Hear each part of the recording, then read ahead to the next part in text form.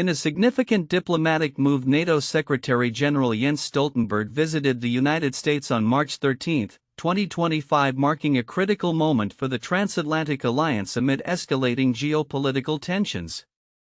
The visit underscores NATO's ongoing commitment to collective security and cooperation with the U.S., particularly as the alliance faces challenges from authoritarian regimes and shifting global power dynamics. During his visit, Stoltenberg held discussions with key U.S. officials, emphasizing the importance of unity in the face of external threats. In a world growing more complex and unpredictable, NATO's strength lies in our unity, Stoltenberg stated.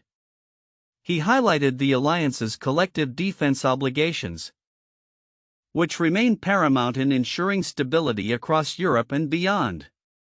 The discussions come at a time when NATO is recalibrating its strategic priorities in response to Russia's aggression and China's rising influence in global affairs.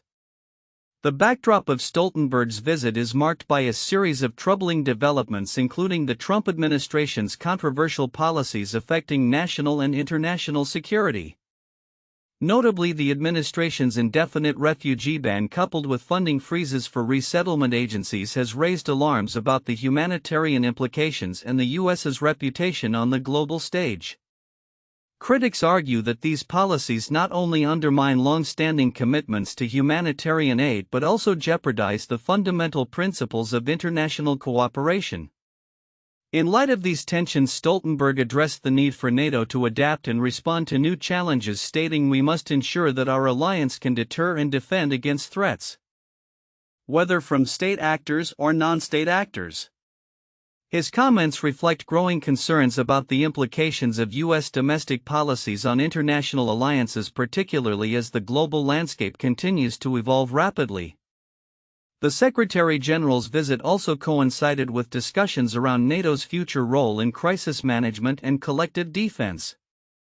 As the alliance navigates complex challenges including cyber threats and disinformation campaigns, Stoltenberg reiterated the necessity of enhancing NATO's capabilities. "Our focus must remain on strengthening our deterrence and defense posture while also fostering partnerships beyond our borders," he emphasized during a press briefing. While Stoltenberg's visit was primarily focused on NATO's strategic agenda, it also served to reinforce the importance of unity among member states. The Secretary-General called for increased defense spending by European nations, a point that has been a recurring theme in recent NATO discussions. He noted, "Every ally must do their part to ensure that we can collectively defend our values and interests." As Stoltenberg concluded his visit, the implications of his discussions with U.S. officials will likely resonate throughout NATO's future engagements. The alliance faces a pivotal moment as it grapples with both internal and external pressures, necessitating a cohesive strategy that prioritizes collective security and international cooperation. Looking ahead, the future of NATO will depend on its ability to adapt to an increasingly multipolar world where traditional security paradigms are being challenged. With ongoing tensions in Eastern Europe and the Indo-Pacific region, NATO's role will continue to be scrutinized as member states navigate their national interests alongside collective commitments. The coming months will be crucial in determining how effectively NATO can respond to emerging threats while maintaining the unity that has historically defined the alliance. In a significant diplomatic development, U.S. President Donald Trump has characterized recent discussions with Russian President Vladimir Putin as good and productive, with the potential to pave the way toward a ceasefire in the ongoing Ukraine conflict. Following meetings in Moscow between Putin and U.S. envoy Steve Witkoff, the Kremlin expressed a shared, cautious optimism regarding the possibility of peace.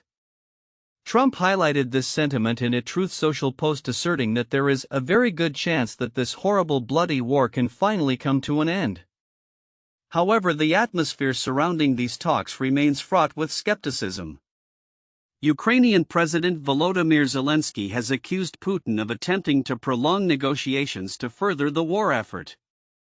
Following the talks, Zelensky took to social media to express his concerns, stating that Putin is manipulating the situation by setting extremely difficult and unacceptable conditions before any ceasefire could be agreed upon. He contended that such tactics are characteristic of Russia's approach to diplomacy, noting that the Russian leader would drag discussions on endlessly while continuing military operations. The Kremlin's position on the ceasefire proposal has been cautious, with Putin acknowledging the idea as right but also emphasizing the need for certain conditions to be met. He specifically pointed to the situation surrounding Ukrainian troops in the Kursk region, claiming they are isolated and requiring surrender for any guarantees of safety.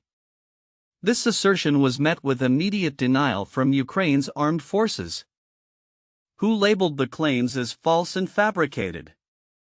The mixed messages have drawn responses from various political leaders. UK Prime Minister Sir Keir Starmer criticised the Kremlin's apparent disregard for the US ceasefire proposal, asserting that Putin cannot be trusted to engage in genuine peace talks. Starmer is scheduled to host a video call with multiple leaders to discuss a peacekeeping mission aimed at deterring future aggression from Russia, contingent on the success of the ceasefire. Amidst this backdrop, the White House remains optimistic, with Press Secretary Caroline Leavitt affirming that the talks between Witkoff and Putin were productive. She noted that Trump has been applying pressure on Russia to engage constructively in the peace process. In his posts, Trump urged Putin to spare the lives of Ukrainian soldiers whom he described as being in a precarious situation, adding that a massacre reminiscent of World War II would be catastrophic. As the political landscape continues to evolve, the G7 nations have also convened in Quebec, where a consensus emerged on supporting the U.S. proposed ceasefire. Canadian Foreign Minister Melanie Joly remarked the ball is now in Russia's court when it comes to Ukraine, indicating that the next steps will depend largely on Russia's response. The developments surrounding the ceasefire discussions underscore the complexity of international diplomacy in the context of ongoing conflict. While there are signs of potential progress, the divergent narratives from both sides highlight the challenges that lie ahead in achieving a lasting peace. The situation remains fluid, and many will be watching closely to see if this moment of cautious optimism can translate into concrete action and an end to hostilities. As the world grapples with the implications of these negotiations, the effectiveness of diplomatic engagement in resolving such conflicts will be a critical focus for future discussions. As the Trump administration embarks on a sweeping restructuring of the federal workforce, federal agencies are bracing for mass layoffs that could reshape the landscape of public service in the United States. This initiative, driven by President Trump's vision of a significantly leaner government, has led to plans for job cuts across multiple agencies, with notable impacts already felt in the Department of Education, the Department of Veterans Affairs, and the Social Security Administration. Demonstrators gathered outside the U.S. Department of Education recently to voice their opposition to the planned layoffs, which include proposals to reduce the department's workforce by nearly half. According to reports, the Department of Veterans Affairs is targeting a staggering reduction of 80,000 employees, while the Social Security Administration has initiated voluntary buyouts as part of a broader strategy to cut approximately 7,000 jobs. The push for these workforce reductions aligns with the directives outlined in a February memo from the Office of Personnel Management and the Office of Management and Budget. The memo emphasizes a workforce optimization initiative aimed at enhancing productivity, reducing personnel costs, and streamlining operations. Agencies are tasked with achieving better service for the American public while simultaneously slashing the number of full-time equivalent positions deemed non-essential. Elon Musk's Department of Government Efficiency (DOGE) has taken a leading role in implementing these cuts, with plans to eliminate up to 25% of the government's real estate holdings, including offices that serve the Social Security Administration and the Internal Revenue Service. The restructuring efforts come at a time when the federal hiring freeze has already halted local headcounts, potentially jeopardizing crucial operations such as the U.S. Census. Federal judges have intervened amidst the layoffs, ordering the reinstatement of thousands of probationary employees who were dismissed. Despite the legal challenges, the administration appears undeterred, with agencies moving forward with plans to submit initial reorganization proposals. As detailed in a recent NPR report, the Education Department alone is expected to cut over 1,300 positions, with affected employees placed on administrative leave with full pay and benefits until June. While the administration asserts that the restructuring is necessary for improved efficiency and effectiveness, critics argue that the cuts are politically motivated and detrimental to essential services. Senator Chuck Schumer, the Democratic leader, has voiced concerns that a government shutdown, an outcome many Democrats are resisting, could empower Trump and Musk to further dismantle federal programs, leaving critical services underfunded and at risk. In the background of these developments, the stock market has shown signs of turbulence, slipping into correction territory amid fears of an economic downturn. The S&P 500 index fell significantly, reflecting investor concerns over the implications of Trump's aggressive trade policies and the sweeping layoffs in federal agencies. As federal agencies move toward implementing these cuts, they are required to submit detailed plans by mid-April that articulate a positive vision for more productive, efficient agency operations. The outcome of these restructuring efforts could have long-lasting effects on the federal workforce and the delivery of services to the American people. Looking ahead, as the deadline for these proposals approaches and agencies navigate the complexities of workforce reductions, the potential for further legal challenges remains high. The coming months will likely see ongoing debates over the efficacy and morality of these cuts. As stakeholders from various sectors weigh in on the future of public service in the United States, as President Donald Trump navigates his second term in office, the U.S. economy appears to be at a crossroads, with stock markets showing signs of distress and consumer confidence faltering. In a recent statement, Trump characterized the current economic landscape as one in transition, yet many economists are questioning what lies ahead as market turmoil intensifies. The S&P 500 has faced its fourth consecutive week of losses, a stark indicator of investor anxiety amid a flurry of tariff announcements that have sent ripples through the market.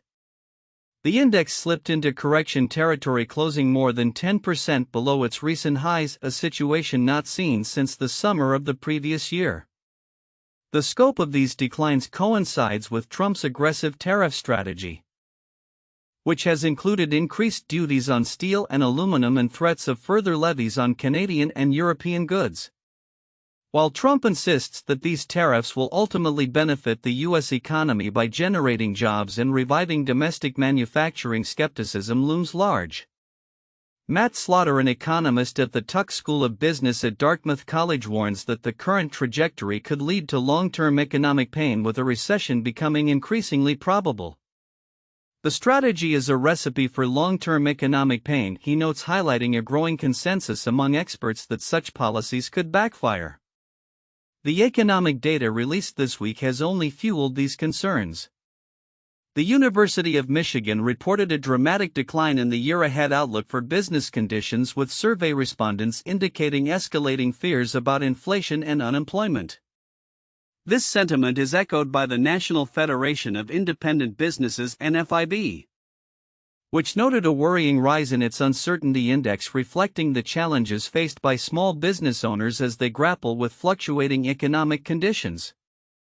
Commerce Secretary Howard Lutnick's recent comments suggested that any impending recession might be worth it if it means solidifying Trump's economic policies, while Treasury Secretary Scott Bessent called for a detox from reliance on public spending. Yet the administration's optimism is not shared by the market, where analysts are revising growth forecasts downward.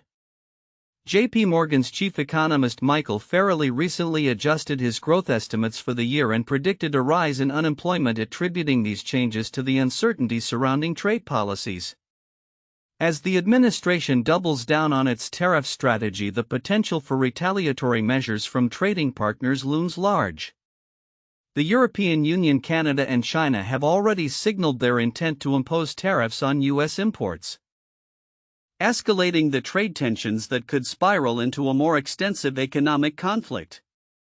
In this context, many experts are concerned that the increasing isolationism could undermine decades of global trade agreements and partnerships.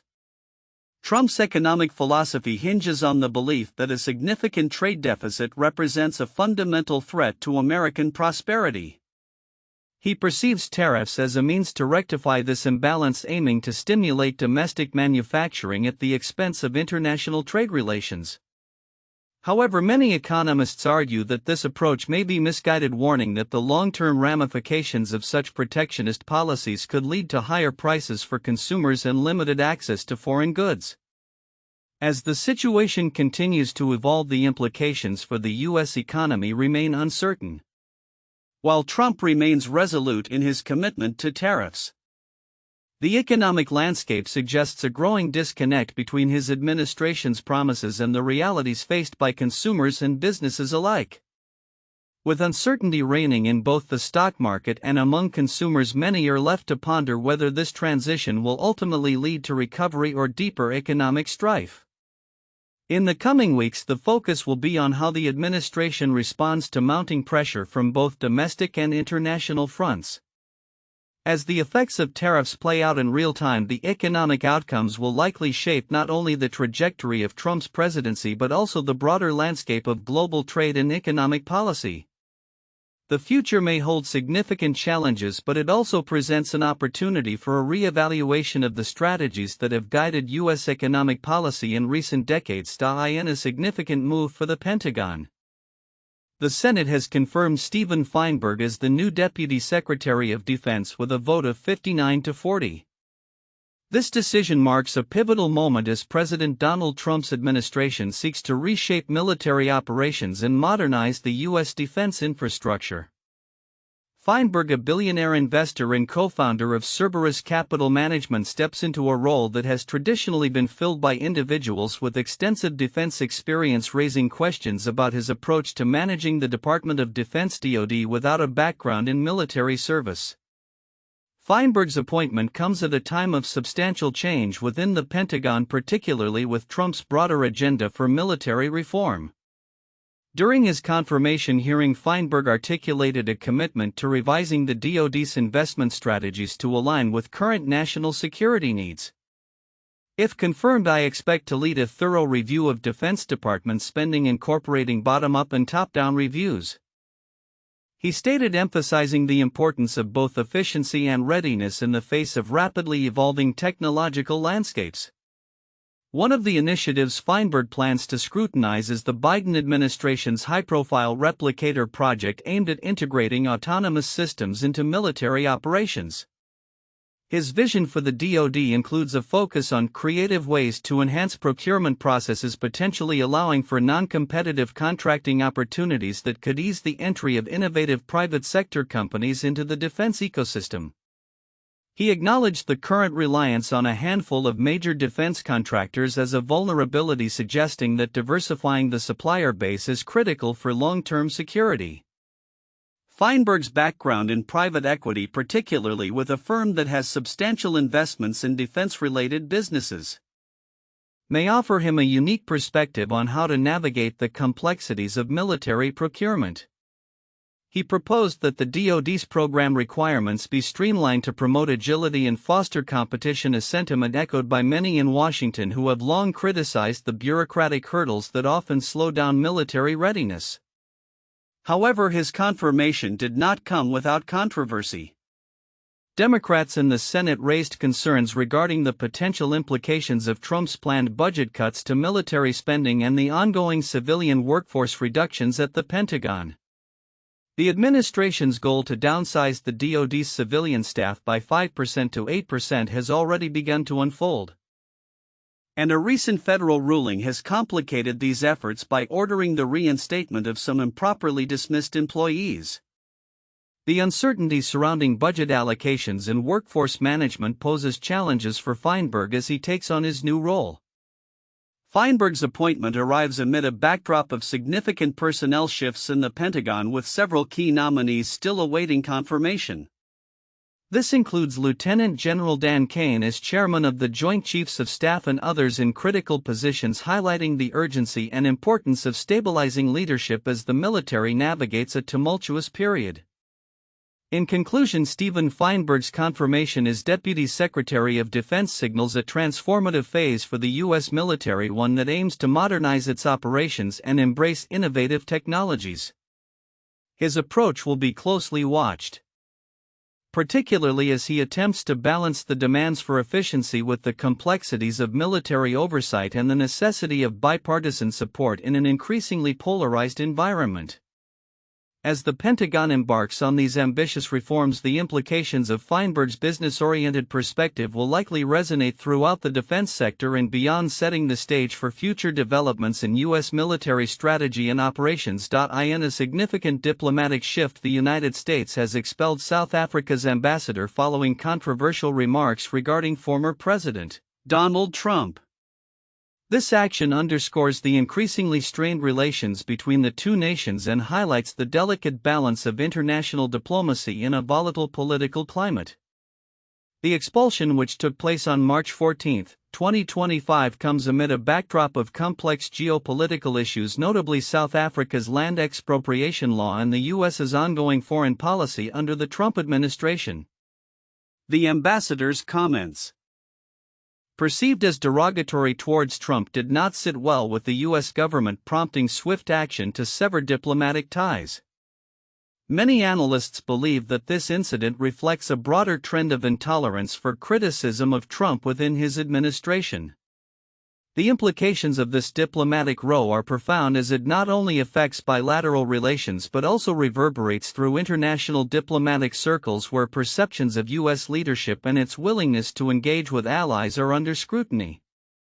In his comments, the ambassador had suggested that Trump's policies were detrimental to global stability, a statement that drew sharp rebuke from U.S. officials. "We cannot allow foreign representatives to undermine our leadership on the world stage," a senior State Department official remarked, emphasizing the administration's commitment to protecting its reputation internationally. This incident has reignited discussions about the U.S.'s diplomatic strategy and its approach to engaging with nations that may have divergent views. The expulsion follows a series of escalating tensions between the two countries, particularly concerning South Africa's land reform policies, which have drawn criticism from various international observers. In a related move, Trump previously announced a freeze on U.S. aid to South Africa, further straining the relationship. This aid freeze, coupled with the ambassador's remarks, illustrates the potential consequences for nations that find themselves at odds with U.S. foreign policy under Trump. As the political landscape continues to evolve, experts are wary of the long-term consequences of such diplomatic disputes. The expulsion of the South African ambassador is not just a single event but part of a larger pattern of U.S. foreign relations that could redefine how countries interact on the global stage. With Trump emphasizing a more isolationist and unilateral approach to foreign policy, the ramifications for international alliances and cooperation remain uncertain. Looking ahead, the future of U.S.-South Africa relations hangs in the balance. Whether this incident will lead to a recalibration of policy or further entrenchment of existing divisions is yet to be seen. As both nations navigate this diplomatic fallout, the international community will be closely watching how the U.S. balances its assertive stance with the need for constructive engagement with allies.